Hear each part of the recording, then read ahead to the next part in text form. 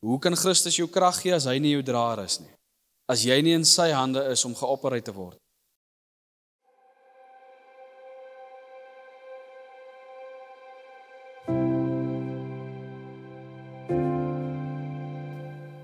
Wat of wie is jou draer? Ek sê dit so, as voorbeeld. As ek hierdie foon vat, ons gebruik die foon as voorbeeld. En ek gee hierdie foon vir Talisha, of Jaak 2, of even Jaak 1, of whoever. Gaan hy nie dieselfde beteken, of dieselfde betekenis hê, as wat jy die foon gaan vat en hom vir Rolf gee nie. Nie hieroor of daaroor nie, Rolf weet net meer oor tegnologie. Net soos dat, as jy vir Rolf vat en jy sit hom in 'n kombuis, gaan hy nie noodwendig so goed doen soos wat ou Jaak 1 nie so doen nie. As jy vir Larice agter 'n rekenaar sit, en jy sê, hy bou vir my 'n website, jy moet die coding doen.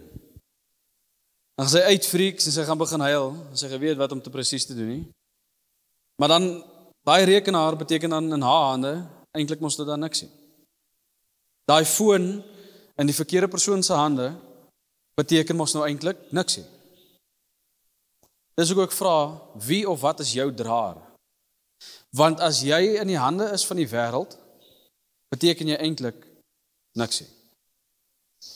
As jy jou besig hou met die dinge van die wêreld, beteken jy eintlik niks nie. Niks nie. Dis soos om 'n bladsy vol coding te gee, vir Talisha te gee en te sê, hy luister hierso, doen vir my iets hiermee. Ja, sy gaan probably opvrommel en vir Jaak gooi met hom, of so iets. Maar gee hy selfde bladsy vir Rolf, dan gaan hy iets doen daarmee, hy gaan iets maak daarmee, want hy verstaan die coding, hy verstaan wat daar aangaan. Ek en jy beteken in die hande van die verkeerde draer, niks nie. Ek en jy kry eers betekenis wanneer Christus, Jesus Christus, jou draer word. Ek en jy kry eers dan betekenis wanneer Jesus Christus jou draer word. Hoor baie mooi wat ek sê. So waarom ek sê, boodskapvertaling Filippense 4:13 sê, ek sien kans vir alles, goed of sleg, want Christus is my bron van krag. 53 sê, ek is tot alles in staat deur Christus wat my krag gee. Hoe kan Christus jou krag gee as hy nie jou draer is nie? As jy nie in sy hande is om geopereer te word? Net soos dit 'n uitreiking sonder Christus beteken niks nie. 'n Uitreiking, maar ons gaan net want ek wil die shine hê of ek wil die shine vang, beteken niks nie. Dis waarom die belangrikheid van getuienisse daar so is. Die Bybel sê vir ons in Openbaring, hy sê deur die woord van hulle getuienis en die bloed van die lam is die vyand oorwin. Dit is waarom die vyand altyd traai om 'n getuienis te keer of om 'n getuienis te stop. Maar loof die Here, daar's nie 'n manier dat hy dit kan doen nie. Dit raak net 'n groter getuienis. Dis waarom dit so uiters belangrik is om te getuig. Want die Bybel sê vir ons, deur die woord van die getuienis en die bloed van die lam is die vyand oorwin. That's it. As jy deurbraak soek in jou lewe, begin getuig. As jy deurbraak soek oor iets in jou lewe, begin getuig daaroor. As jy sukkel met iets, getuig daaroor. Sê, yes, ek sukkel om sigarette te los. Ek sukkel om hierdie te los. Bid saam met my. Dit bly getuig. Jy sê, luister hierso, ek sukkel, maar ek weet Christus gaan my verlossing gee hierso, maar bid saam met my. Elke persoon wat gaan kom getuig, elke een wat op die uitreiking was, gaan kans kry om te kom getuig. Fokus baie mooi op wat hulle sê. Hulle kan dalk dieselfde storie vertel, maar daar's iets anders wat uitgekom het daai. En daar's iets anders wat ek en jy nodig het om te ontvang vandag. Alright. So ek wil vra, EC, jy gaan sommer eerste kom wees.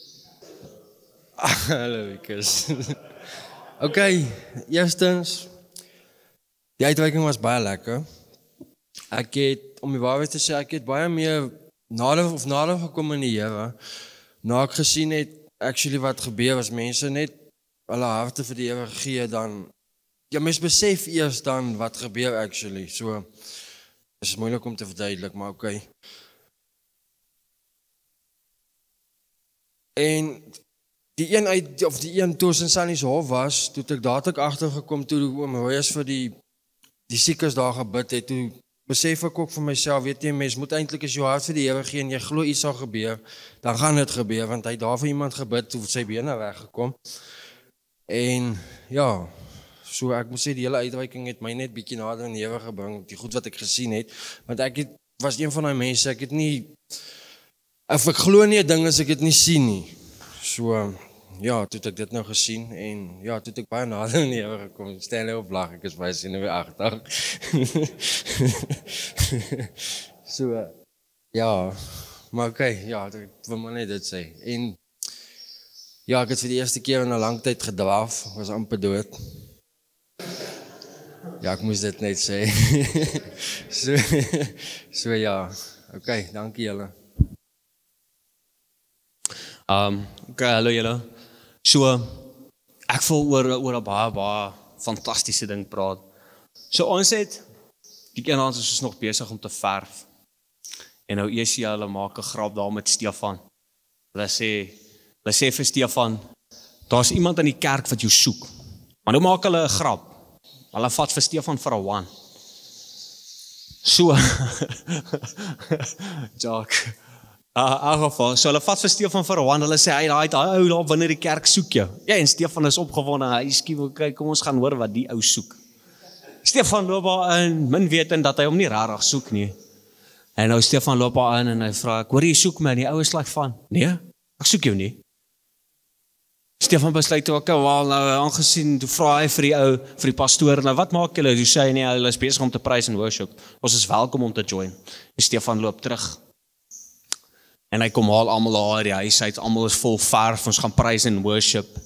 En ja, ons gaan in toe en ons praise en worship en na die tyd toe het ons almal in 'n sirkel bymekaar gekom en ons het begin gesels en oom Jaco sien toe iemand daar in die agtergrond en toe ons nou in die sirkel sit, toe sê oom Jaco, ek voel jy het iets om te sê. En jou is omkant gevang en hy skrik. En oom Jaco is like, nee, dit is niks snaaks, dit is net, ek voel net jy het ietsie om te sê. En toe draai dit uit dat die ou regtig ietsie gehad het om te sê en hy deel bietjie sy testimonie en hy deel met ons en net deur daai een vraag of daai een gesture om te sê dat ek dink jy het ietsie om te sê, het oom Jaco hom gesê en hy het toe uitgekom en sy storie gedeel met ons en dit was regtig nodig gewees dat hy sy storie vertel. En in elk geval, hy deel sy storie en iets kom toe by my op. En want hy sy storie begin by ek gaan lang storie kort maak. Toe tref dit my. Baie van ons is geneig om ons stories kort te knip. En met die wat ons stories kort knip, ons verhale, ons testimonies, met dit wat ons dit kort knip, knip ons ook die genesing wat God vir ons het af. Knip ons ook die herstel wat ons het in ons stories af. Baie van die kere dan wil ons nie ons hele verhaal vertel nie.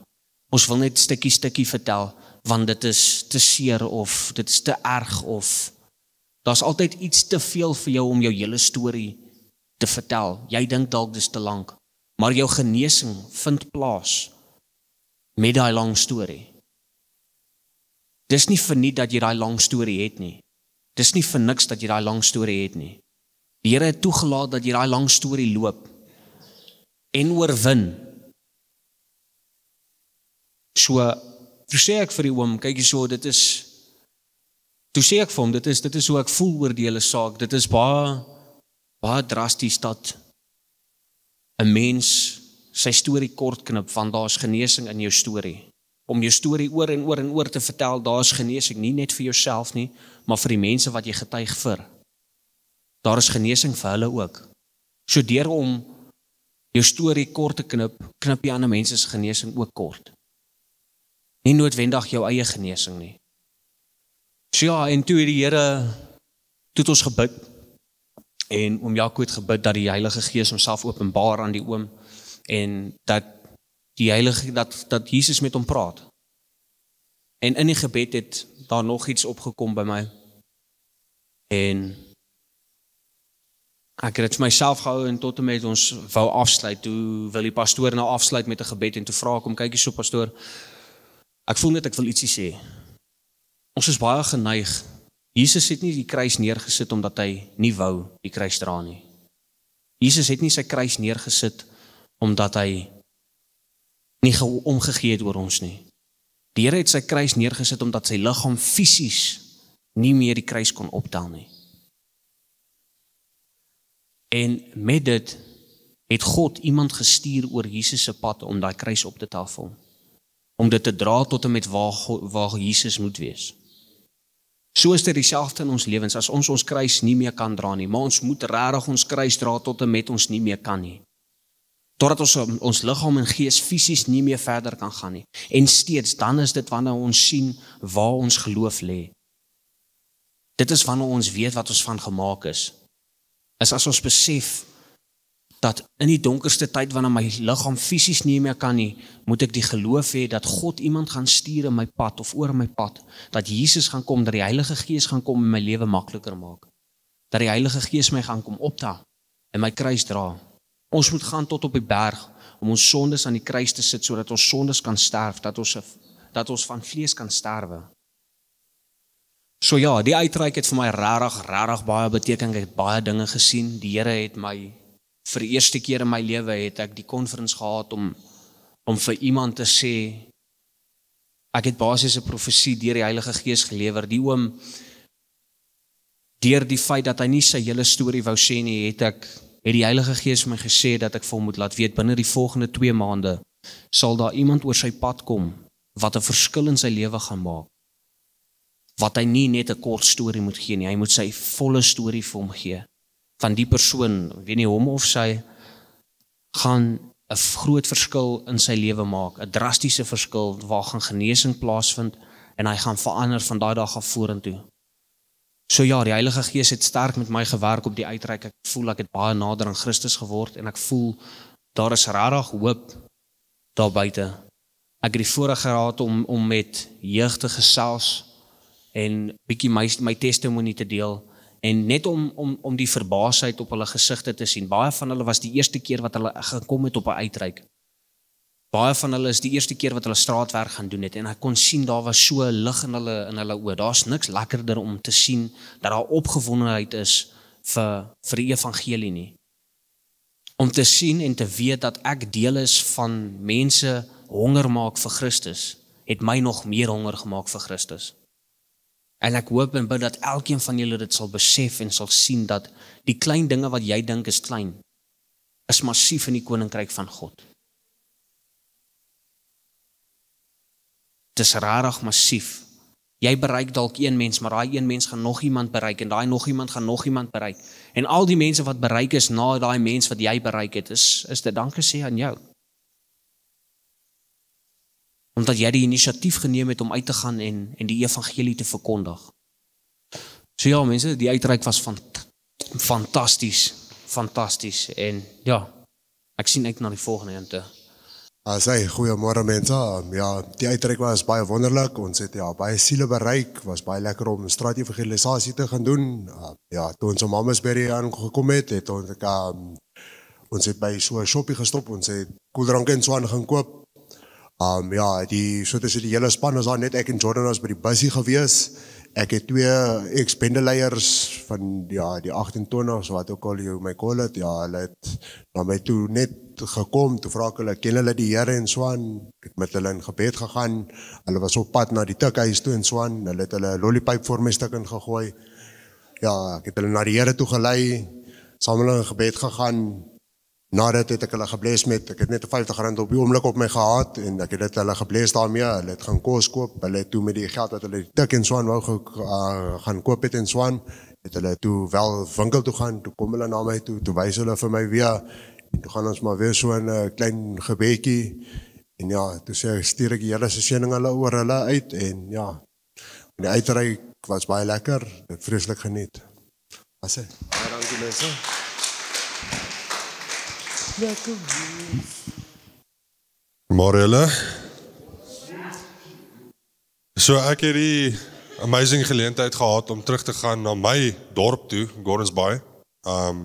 Ek het eers die dag uitgevind dat van ons gaan dat dit actually Gordons Bay was. Maar ja, dit was vir my amazing geweest om weer terug te gaan. Toe ons deur gery het, toe tref ons Stellenbosch, ons daar deur, en toe begin al die memories terugkom van hoe ek dwelms misbruik het. En daai dread kom lê so op my. Jy weet, dit is nie 'n lekker gevoel nie. Maar toe sê ek sê dit vir niemand nie, en ander sê net, sit 'n bietjie worship aan. Ons het dit nou nie gedoen vir 2 of 3 ure voor dit nie. Jy weet, en sodra daai eerste noot geslaan het, toe verdwyn al daai gevoelens. Jy weet, dit is heeltemal weggelig. En die res van die trip het ek nog nie een keer so gevoel nie. Ja. Later, ek dink is 'n dag of 2 na dit, toe kom ons by 'n winkel in Gordons Bay aan, waar ek altyd my glaspypies gekoop het. Hulle verkoop het sommer daar onder die counter. Jy weet, jy kan dit sê net as jy, ja, dis in die sweets deur. Ek sê dit vir Stefan, hy sê vir my, ek moet gaan praat met die kelner en vir hom sê, jy weet, my testimony gaan gee. En hy gaan sê vir daai man, I came here before, verskoon my gebroke Engels. Almost on a daily basis to come buy this pipe to go use drugs. I was ruining my life 4 times before this. En hy man staan daar met piering oë. Hy sê, "Wat? Hoe kan jy dit doen? Hoe gebruik jy dwelms met hierdie ding wat gemaak is vir dwelms?" Jy weet, asof hy nou heel geskok is. Jy weet, en ek sê vir hom, "But it's fine. Today I stand here because of Jesus and because of his love and his mercy." En daai was vir my die grootste oorwinning wat ek gehad het in die laaste ruk. Net om vir daai man te kan sê, ek is nou oor en verby en ek staan hier as gevolg van Jesus. Ja, baie dankie. Hallo almal. Ja, ek wil net sê hierdie uitreiking was soos geen ander uitreiking van tevore nie. Dit was rarig. Toe daai busloop, toe sê ek vir myself, Stanley gaan saam. Jou maak is aan bril oop oral waar hy kan. Hy pla my, hy irriteer my. Dit gaan 'n probleem wees. Daai eerste oomblik wat ek afklim, stap ek weg. Dis klaar. En ons is nie 'n halwe dag in nie, sit ek en Stanley langs mekaar en maak grappe. En ek weet nie van waar dit gekom het nie, maar die hele uitreiking was hy saam met my saam met EC, so ons baie goeie vriende gewees. En ja, ek wil net aansluit daar by Stanley met die kerkstorie. Ek, EC, Jacques en Jordan kom van die gebou af, van die huis af waar ons slaap en goed, op pad na Stefan toe, en ons hoor praise and worship musiek speel, en ons sê, okay, kom ons gaan trek 'n prank op Visser, en sê, die pastoor soek kom. Maar eintlik sê die pastoor om nou, ons wil net one vat. En ons gaan toe, maar so halfuur voor dit, maak ek 'n dom besluit, en gaan druk in Roy se huis, 'n emergency knoppie. Okay? Nou hoe ek besluit om die knoppie te druk, ek sê vir myself, in elke huis waar ek was daar 'n emergency knoppie wat net nie gewerk het, en ek het gestaan en gedruk in die ding. So. Het dit nie gewerk het, hier staan ek en ek gaan druk die knoppie, en gaan die alarms af. Dis net skreeuende alarms, answer die bel na ek vir Visser. Jacques word in die huis toegesluit. Hy is aan die slaap. Niemand kry vir answer hulle in die hande nie, want ons is in die kerk besig om praise and worship te hou, maar Stefan gaan toe, ons sê toe vir Stefan die pastoor soek jou, maar hy het gehoor ons met Roy se Malmensbury, maar hy het nie geweet ons bly in Gordons Bay nie. En die pastoor soek hom, en hy gaan toe na ek, en hy dink toe, dis nou 'n vrek groot joke. En ons sê toe Visser, die pastoor soek jou regtig, dis ernstig hou. Hy gaan toe daar, ek as kyk daar deur die deur, die pastoor sê, nee, maar ek het jou nie gesoek nie, hier staan Stefan met, ek weet nie, met, hy is geskok, hy weet nie dan wat om te sê nie, hy kom aan, hy wil by my nie as jy vet nonsens vertel, en ons sê, ja, okay, kom ons gaan woon in diens by, en so halfuur van praise and worship van gegaan verby, en ons almal staan in 'n kring en ons het gebed en ons elkeen deel ons stories so 'n bietjie en toe na ruk toe sê die oom almal se stories het uitgestaan, maar myne waar ek vertel het van my pa se oorlede en my boelie wat ek op skool gehad het. Toe sê hy vir my, hy was ook in 'n situasie en as gevolg van 'n situasie het hy sy vrou begin slaan. En as gevolg van dit het hy meer en meer weggedryf van die Here af en hy voel daar's soveel seer in my storie wat ek sal met 'n mens praat, maar ek sal nie met hom praat as hy nie deur dieselfde goed gegaan het nie. En hy sê hy voel daai selfe seer in my en al leer hy van nog steeds van pastoor en goed. Daai seer wat ek het voel hy fisies en dit het my net gemaak van ek kan my blou praat en nog steeds uitkom hoe ek was. En ek kan praat met die mense en vir die mense sê ek sukkel met die ek kom nie uit hierdie uit nie en ek is kwaad oor die, maar dan het dit geen benul nie want ek praat net. Dis asof 'n mens teen 'n muur praat. Maar as jy actually met iemand gaan praat wat jy verstaan en nie net sê hulle was deur hy situasie, as ek dit so kan sê nie. Dan staan dit het my baie gehelp met dit en ek het daai middag het ek gevoel nee, ek is ongekrap, ek is bietjie negatief, voel huis toe gaan en goed. En daar sê hy vir my, moenie huis toe gaan nie, jy's beter as dit, staan sterk in die Here, lees jou Bybel en omring jou met mense wat jou sal opbring en nie sal afbreek nie. En toe voel ek, ja maar, ons is geneig om onsself te omring met slegte mense om 'n goeie resultaat uit te kry, maar dit help nooit. En so gaan die dinge aan, ons is mall toe, ek het stylie, dit was erg geweest en ek meen, Roel sê vir my, ek sê na ruk vir hom, is dit normaal dat daar soveel gay mense en homoseksuele mense in Kaapstad is? En hy sê vir my, nee, maar Kaapstad is een van jou mees homoseksuele gebiede in Suid-Afrika.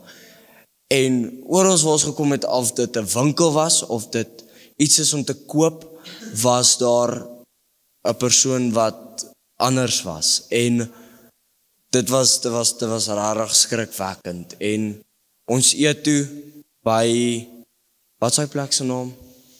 Met die laaste keer? Die ene waar ons die curry geëet het.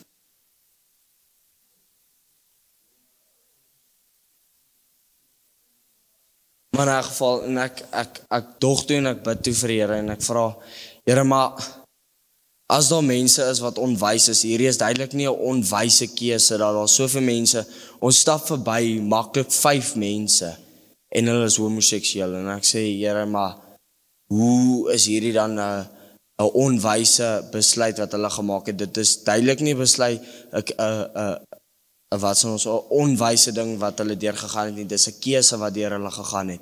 En ek kom toe by my op, dis ook hoekom ons meestal val is as gevolg van ons wat die keuse gemaak het van ons is in 'n mind of state wat ons of 'n state of mind wat ons voel ons wil nie meer verder gaan nie, ons wil nie meer voortgaan nie. So kom ons val maar liewers, dalk gee dit my 'n beter resultaat.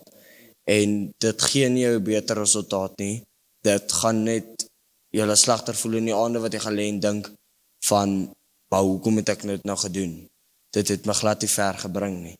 En ja, daar in Malmesbury preek Royce en na die tyd toe kom my oom aan wat gesê het, hy sukkel om op te hou rook, hy was hart vir Jesus gee en hy wil ophou rook. En net toe Royce vir hom klaar na die Here toe gelei het en hy sy laaste pak sigarette opgeskeer het en goed, toe sê Royce, ek en Esie moet vir hom gaan bid en bemoedig. En ek dink toe rarig, dis nou nutteloos, maar kom ons kyk nou wat ons uit hierdie storie uit kan kry. En Esie gaan bemoedig hom en hy gaan bid hom en ek dink Andres het hom een kant geroep en die ou, hy begin huil. Hy begin rarig erg huil en hy sê hy daai oggend gebid, want hy was op die punt van selfmoord. Hy het nie geweet wat sy kan doen nie en hy het toe gebid dat 'n profete persoon twee mense oor sy pad sal stuur, een jonk en een oud, half met dieselfde storie, maar met half 'n verskillende agtergrond.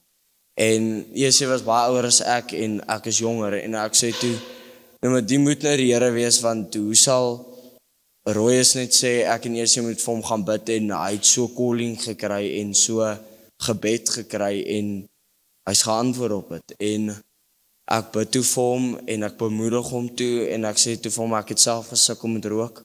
Ek sukkel self nog met cravings, maar met elke dag se gebed sal dit oorkom word en hy moet net vas staan en toe sê hy, ja, maar hy kan nie vas staan as al mense is wat hom in die wêreld te neerdruk nie. Check, ja, mens kan, onthou ons moet eers kan sing voor ons kan swem. En toe dit toe daai selfde woorde wat ek vir hom gesê het, baie my gehelp, ons moet eers sing voor ons kan swem. So, dis maar 'n woord wat uit kan gaan vandag en gehelp kan word vandag. Dankie julle. Hello, I'm Jordan Lowe. I was also on the 8 Lake Spun with my fellow friends. We had a lot of fun there. We helped a lot of people and we prayed for a lot of people. We had a lot of prayer and talks that really helped out. True, we were at each other's throats, very much so. I won't deny that. But at the end of the day, we still forgave each other and still we continued to move on with the day.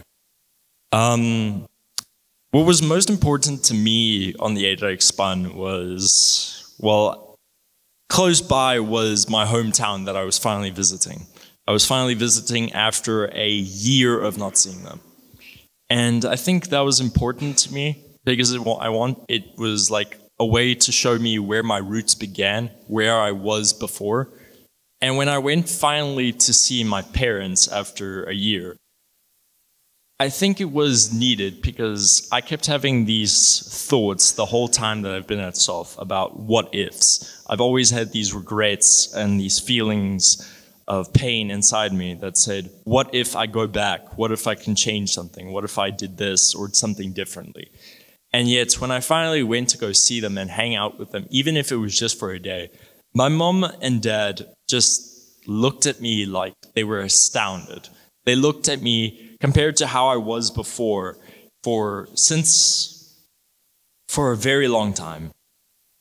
I had been very bad to them. I had been so disrespectful to them and hard-headed, I'd refused to listen. And yet when I finally saw the smiles on their faces and how they've made peace and how they were laughing with me and talking, honestly, when my mother and father talked to Royce, they said, we can't believe this. He's a different person. He's changed so much. And Royce said, it wasn't us. It was him. It was his decision to change. He followed the Bible. He followed Jesus and stuff like that. And then something happened at the exact same time. Ever since I turned into my teenage years, I had been struggling still with my mom and dad, and I never once heard the words I needed to hear. Sure, I heard them, but I never really felt them from them. I felt like it was just out of pity. Yet before the last day, before me and everyone were leaving, my mother came to me and I asked her, have I done well? Did I do enough? Have I changed enough? And then she said the words I needed to hear, and she said, I'm so, so proud of you.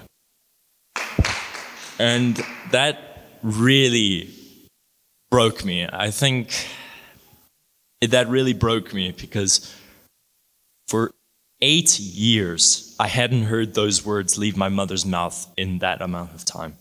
I hadn't heard those words in 8 years. And I couldn't hold it anymore, and I just cried to her. And I just apologized. Sorry, I'm a bit emotional, sorry. But it felt like everything just felt right again. And I couldn't be more thankful to Uncle Royus and to everyone else there for allowing me that chance to finally get to just hear those words. And I want to continue to work hard every day for them and to continue to change myself for the better so that when I do see them more and I can go out into the world and help others, that they can look to me as a symbol and to see that I can help them as well with whatever they're going through as well. Thank you.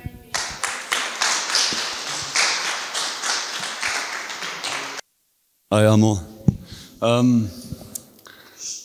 Wat ek kan sê van die uitreikings wat vir my uitgestaan het is die gees wat almal gehad het. Van die begin af, ons as familie, by School of Fire, Harbour Malmesbury, ek was gedoop ook gewees, weer eens. Ek hoop hierdie keer help het. Maar ja, selfs by die march, die gees van die mense het my so opgecheer om ook die Here meer te dien want hoe meer jy daarin sit, hoe meer kry jy uit op die einde van die dag. En ja, en dis eintlik die hele punt van die storie, is ook wat ek gekry het oor wat Wally gesê het vanoggend oor die getuienisse. As jy regtig jou hart in iets insit, sal dit 'n verskil maak wat jy eintlik wil gehad het moet doen.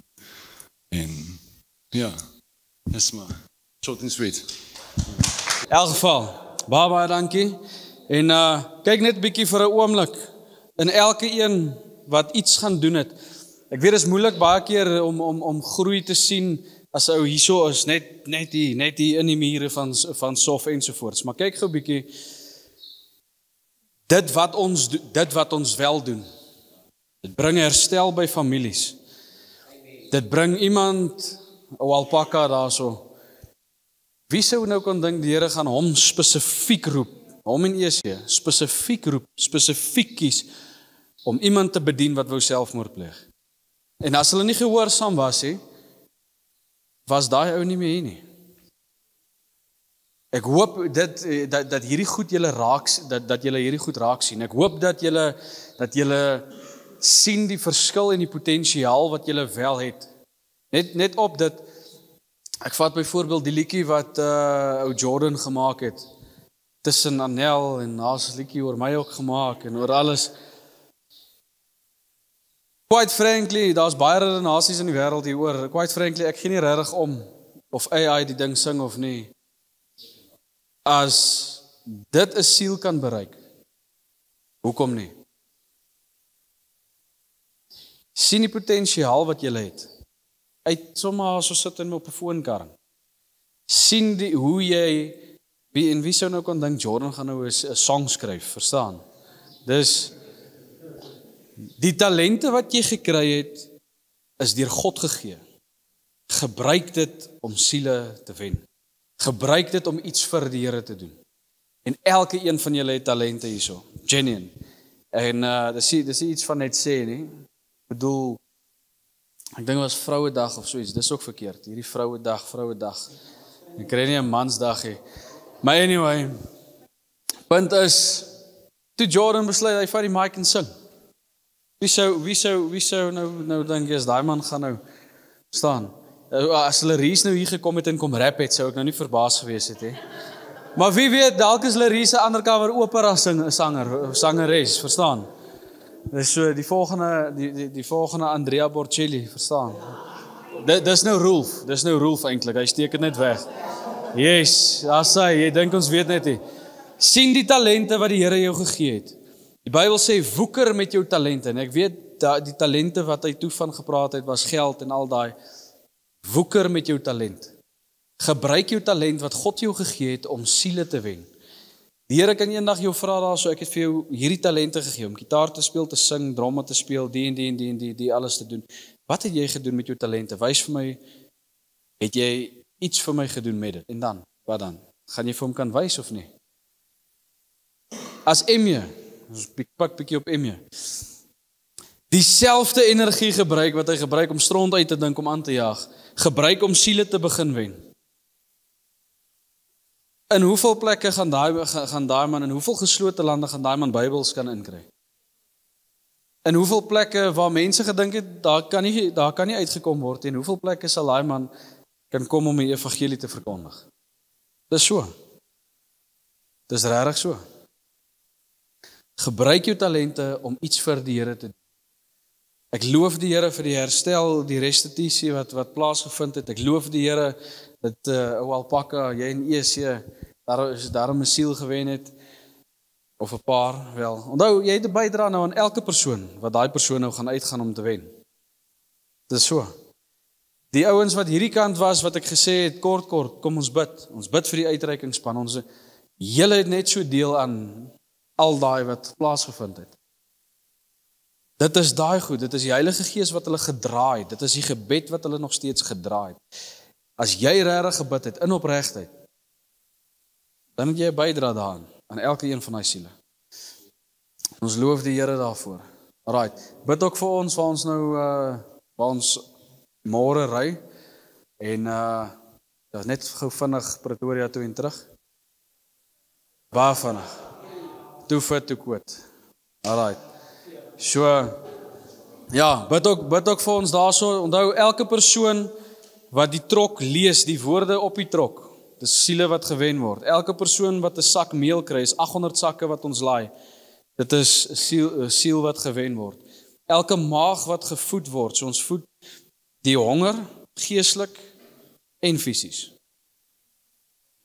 Ons kan dit nie doen as julle gebed ons nie gaan dra nie. Dis so. Maak seker, ek wil dit by julle los vir die week. Maak seker dat Jesus Christus jou draer is en nie die dinge van die wêreld nie. In Jesus naam. Baie dankie.